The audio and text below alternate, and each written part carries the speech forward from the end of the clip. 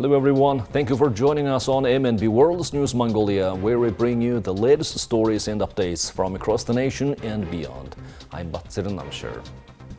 Our top stories for News Mongolia. Mongolia-France Business Forum held. The World Monuments Fund successfully restores Choijin Lama Temple in Mongolia.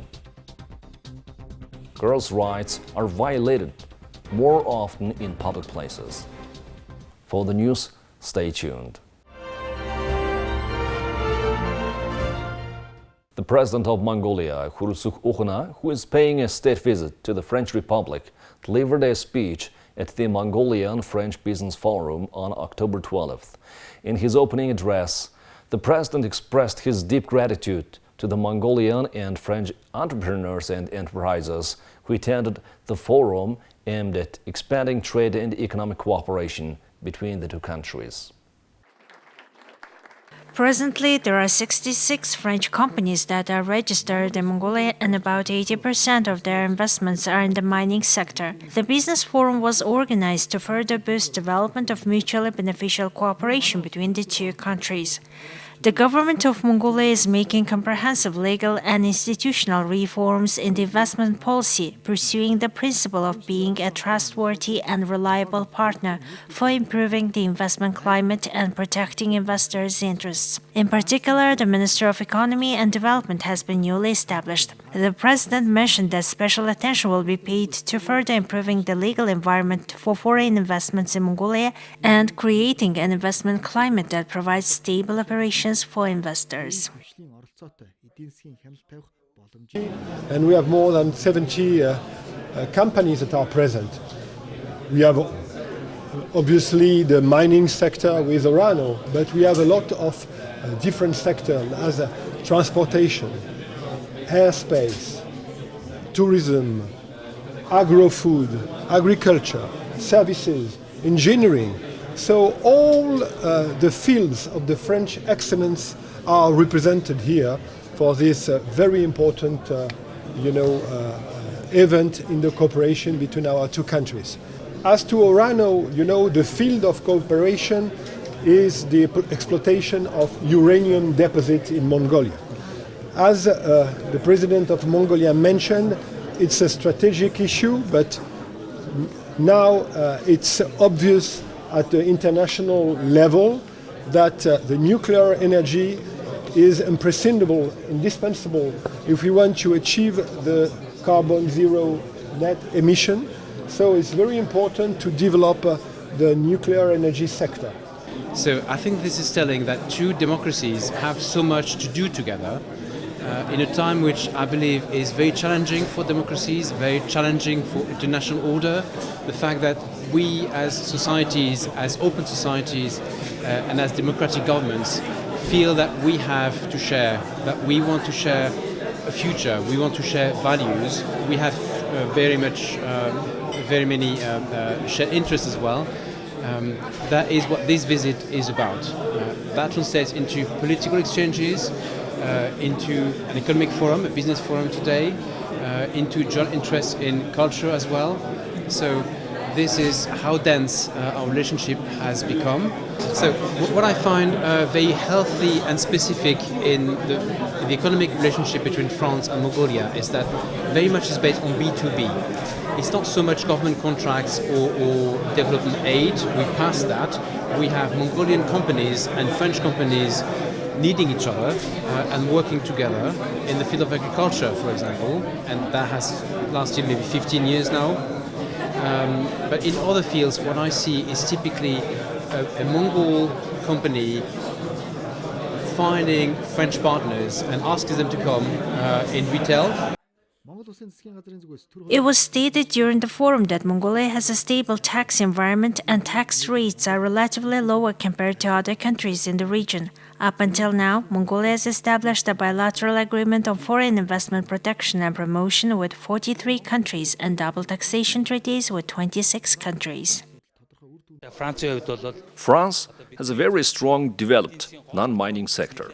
For example, we can mention tourism, hospitality and services, agriculture and so on. We can see that Mongolia should adopt good practices and should learn how to do things in these sectors from France. France and Mongolia are both democratic countries. We know that France invests a lot in promoting democracy and human rights. Today, the international community is facing the challenge of preserving democratic governments. Therefore, we attach great importance to this visit. We need to implement policies that create a stable legal environment for foreign investors. Therefore, I think we need some more legal reforms to establish a favorable environment for investors. The Agreement on Foreign Investment Protection and Promotion was established with the French Republic back in 1991 and the Double Taxation Treaty in 1996. The World Monuments Fund has successfully concluded the restoration of the Choijin Lama Temple Museum in Ulaanbaatar, Mongolia.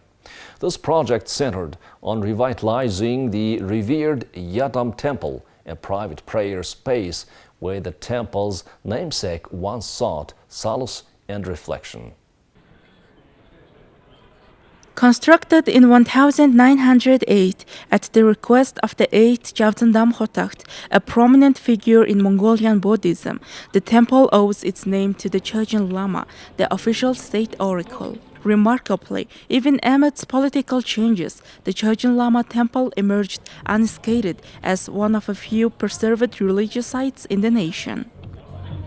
Today we are officially celebrating the completion of this project. This is a project that we started with the government of Mongolia and the World Monuments Fund, Arts Council of Mongolia in 2020. This is part of our program, our global program, which we call the Ambassadors Fund for Cultural Preservation. It is an annual program where the Department of State helps identify places around the world that have rich cultural significance. So we worked with the government of Mongolia in the last few years to help renovate and make this space more beautiful for generations to come. Today, the temple stands as a poignant testament to Chinese-style religious architecture in Mongolia. Its inclusion in the 2020 World Monuments Watch acknowledges its pivotal role in the resurgence of Buddhism in the country. With the collaboration of the Arts Council of Mongolia and the World Monuments Fund, a comprehensive conservation plan was formulated. A team of experts supported the restoration of Yadam Temple, making it home to a valuable collection of Buddhist art. So today we are come here for celebration of the completion of the restoration of the Yadam Temple in Choijin Lama Temple Museum. And this project, WF included the Choijin Lama Temple in our 2020 World Monument Watch. And this is a global flagship program. And every 2 years we selected 25 sites, important heritage in the world. And the WF provide the technical and financial support for protection of this important heritage site in the world. And since 1965, when WF established, we devoted to protect the heritage site in the world with our local community partners. And up to date, we have conducted more than 700 projects in 112 countries in the world. The World Monuments Fund also facilitated local capacity building, training 70 individuals responsible for preserving cultural heritage and historic buildings in Mongolia. The project received generous funding from the U.S. Ambassadors Fund for Cultural Preservation, as well as the U.S. Embassy in Ulaanbaatar. As I said, it's a joint project among MCS, the U.S. Embassy, the Arts Council of Mongolia, and a few other organizations. And so I think we've accomplished a lot, and we're going to continue to work on this until we get this back to its former beauty. During the momentous completion ceremony, esteemed delegates from the Arts Council of Mongolia, the U.S. Embassy in Ulaanbaatar, the Ministry of Culture, Choijin Lama Temple Museum, and the World Monuments Fund delivered impactful speeches. Following this, attendees were given an exclusive tour of the meticulously restored Yadam Temple. A photographic exhibition highlighting the extraordinary restoration effort is currently on display in the museum. In a groundbreaking research study, participants have provided compelling evidence that girls' rights are being violated at an alarming rate in public places. The study uncovered a disturbing pattern in which young girls frequently fall victim to attacks by strangers, particularly while using public transport, hailing taxis, or simply walking home from school. These findings have ignited a nationwide conversation on the urgent need to ensure the safety and protection of our young girls in public places. Research participants confirmed that girls' rights are violated more often in public places where they are attacked by strangers, while taking public transport, taxi, or just walking home from school. And they are also named the places outside the supervision of their families and schools. The girls expressed their opinion at a time when adults are reminded that the time has come to speak up and be serious about all kinds of child abuse. There are so many old buildings in Natlach district, and there are also many drunk people around the area. After school, especially in the evenings, girls often feel afraid to walk through the dark streets without any street lights. Also, the issue of sanitation in school toilets is often discussed. Girls feel ashamed when they have no sanitary pads when their period suddenly starts during school lessons.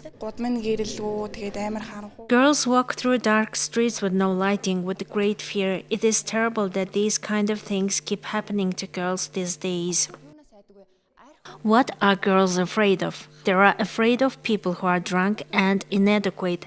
They are also afraid of walking down dark streets. They are not afraid of their peers. They are afraid of adults. So we, as adults, need to be aware of these and be educated. Today, 14% of all female population, or about 224,000, are girls between the age of 10 to 19, and 22%, or about 305,000, are girls between the age of 0 to 10. October marks the International Day of Girl Child. On this occasion, adults should be vocal and have a special focus on helping girls whose rights keep being violated and increasing the opportunities for receiving an equal education as well as proper health care. Now we shift our focus to the currency exchange rates, which are being provided by Mongol Bank.